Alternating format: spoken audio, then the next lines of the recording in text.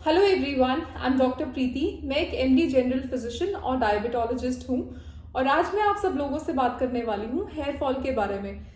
Hair fall आजकल बहुत ज़्यादा कॉमनली हम देखते हैं।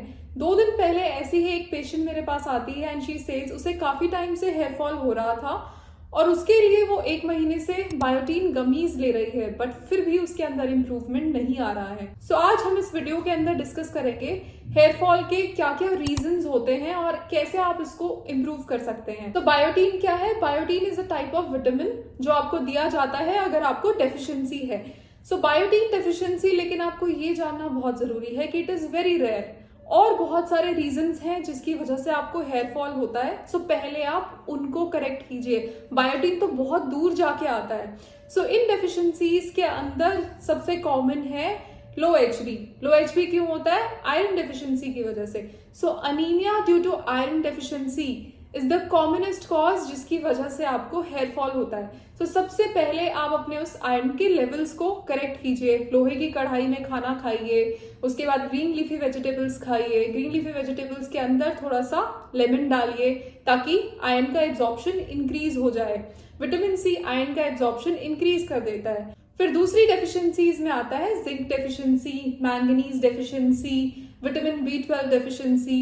विटामिन B12 डेफिशिएंसी भी एक बहुत ही ज्यादा कॉमन रीजन है जिसकी वजह से आपका हेयर फॉल होता है।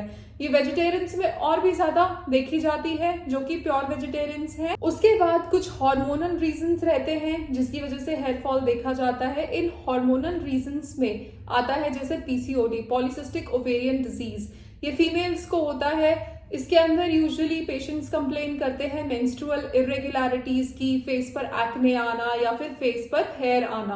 अगर आपको PCOD के सिम्टम्स हैं, आप अल्ट्रासाउंड कराइए, अपने गायनेकोलॉजिस्ट से मिलिए, उसको ट्रीट करेंगे तो आपका धीरे धीरे हेयर फॉल भी इंप्रूव हो जाएगा। फिर दूसरे रीजंस रहते हैं हाइपोथायरॉयडिज्म, विटामिन D डेफिशिएंसी।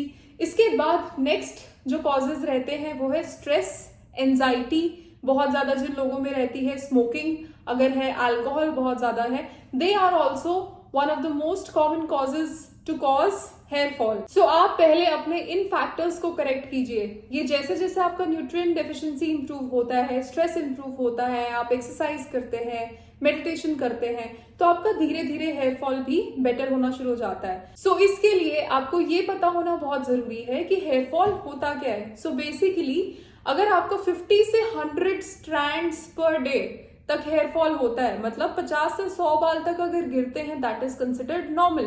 उसके ऊपर अगर आपका हेयर जाता है, हेयर फॉल होता है, उसको हम हेयर फॉल बोलते हैं।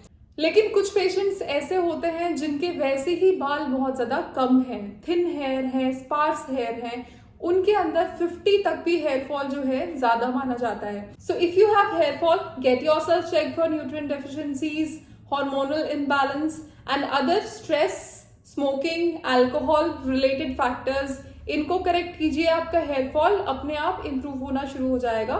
फिर भी if it doesn't improve then you visit your dermatologist. कुछ केसेस में इन्फेक्शंस और डैंड्रफ भी एक कॉमन रीजन रहता है हेयर फॉल का। इन्फेक्शंस के केसेस में इन्फेक्शन आपका रिजॉल्व होता है तो कुछ टाइम के बाद हेयर फॉल इंप्रूव होना शुरू हो जाता है। डैंड्रफ के केस में some amount of dandruff is normal, लेकिन अगर डैंड्रफ बहुत ज्यादा है then it can cause something known as seborrhoeic dermatitis.